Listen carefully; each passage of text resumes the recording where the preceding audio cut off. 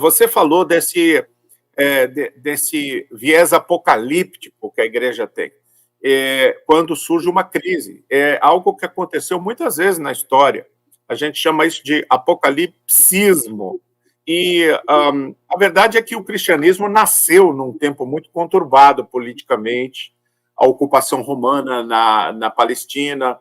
Jesus nasceu já num tempo de crise social e política na Judéia. E o discurso apocalíptico era muito comum nos tempos de Jesus. E esse discurso está presente no Novo Testamento.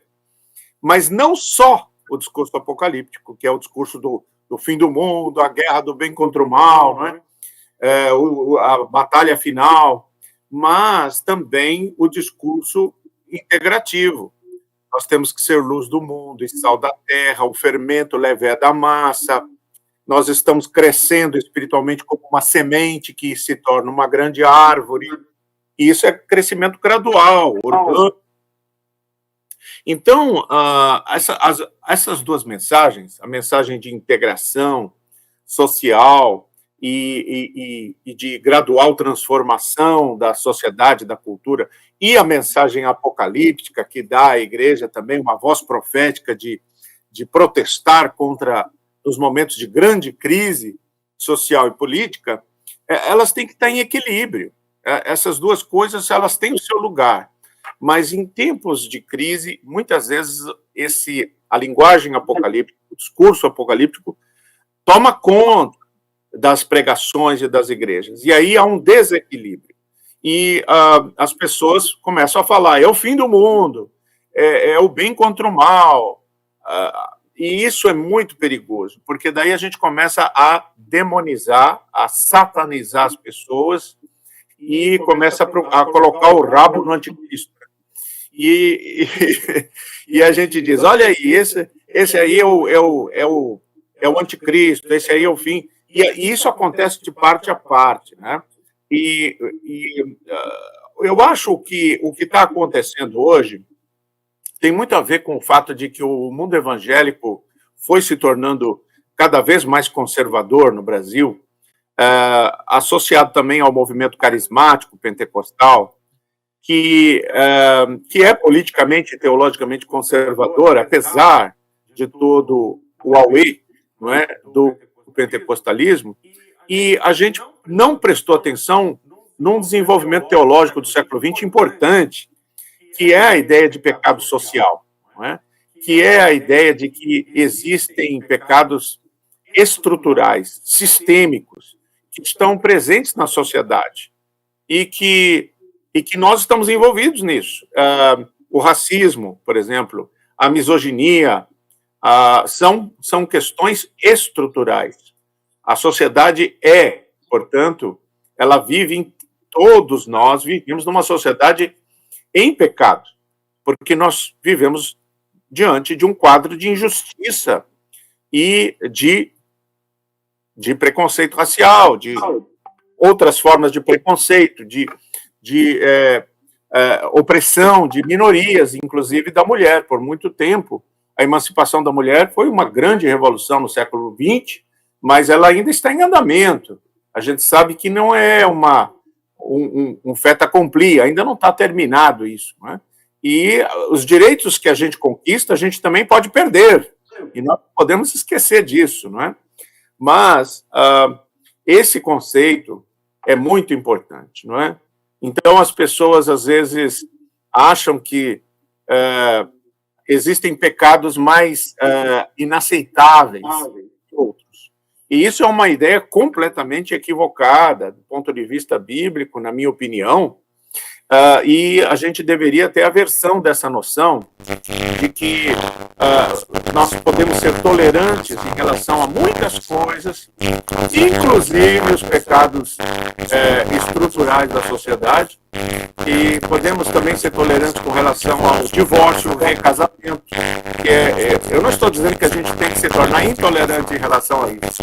Eu sou a favor da tolerância, da misericórdia, mas a gente não pode ser tolerante em relação a isso. Muito o mundo evangélico em geral e Jesus foi claramente contra isso, explicitamente contra, e a gente se torna absolutamente intolerante em relação a outras questões, não é?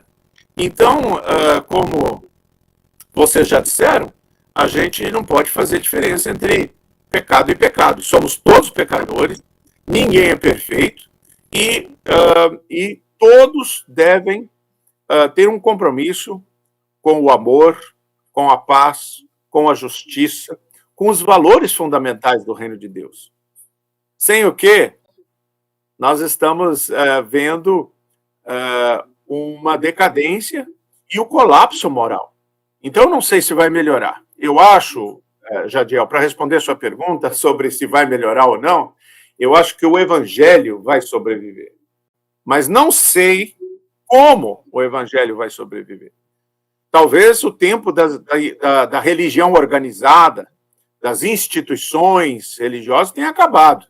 Porque as instituições estão sob júdice agora.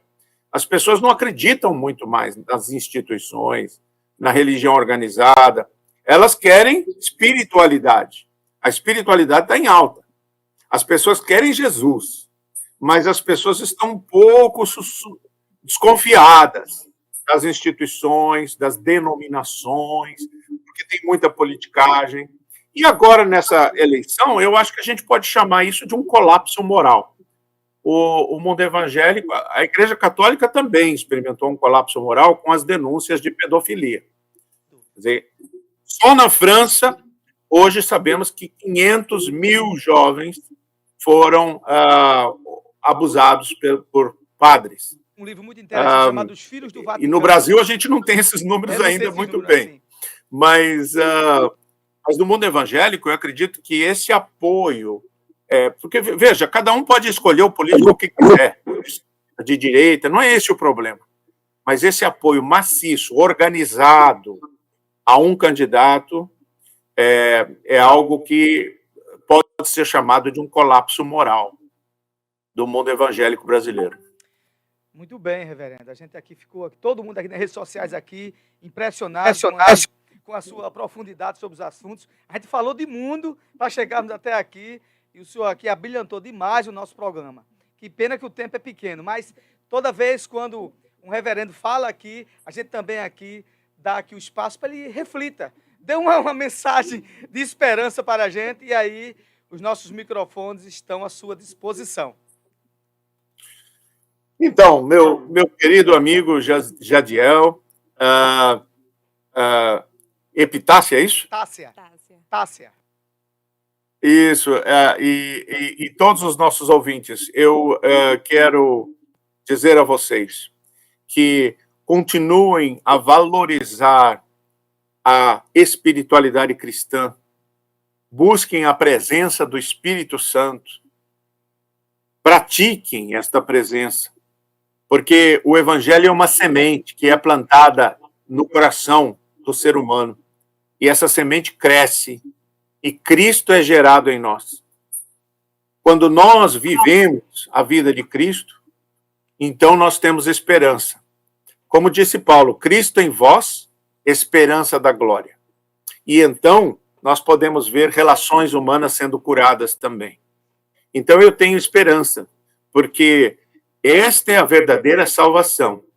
A salvação que implica em saúde e um futuro feliz para cada um e para a humanidade como um todo. Saúde física, mental, emocional, espiritual, saúde relacional. Que as pessoas se relacionem bem. Porque se os relacionamentos estão enfermos, então nós precisamos de cura.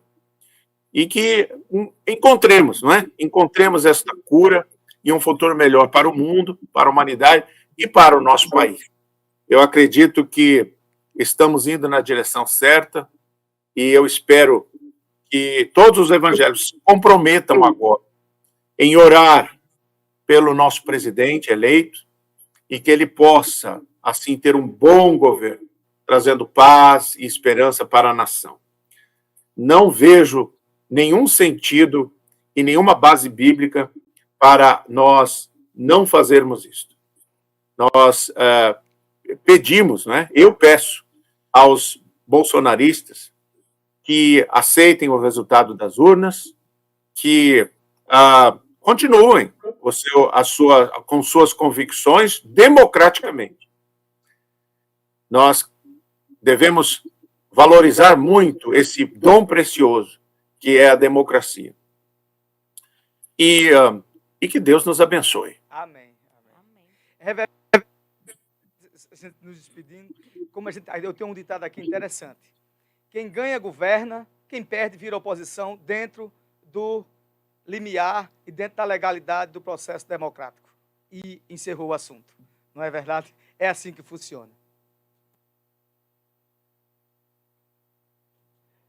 Eu estava dizendo aqui, está escutando agora? Eu disse aqui, reverendo, que a gente tem um ditado aqui interessante, com essa palavra que o senhor falou sobre orar pelo quem ganhou. Aqui a gente diz o seguinte: quem ganha, governa. Quem perde, vira oposição, se quiser, né, dentro do processo do rito democrático do direito legal. E encerrou. É assim que é assim que deve ser. Em outra situação, é ditadura, então procurem. Não é verdade? É continuar na luta daquilo que você enxerga que é direito, dentro da normalidade.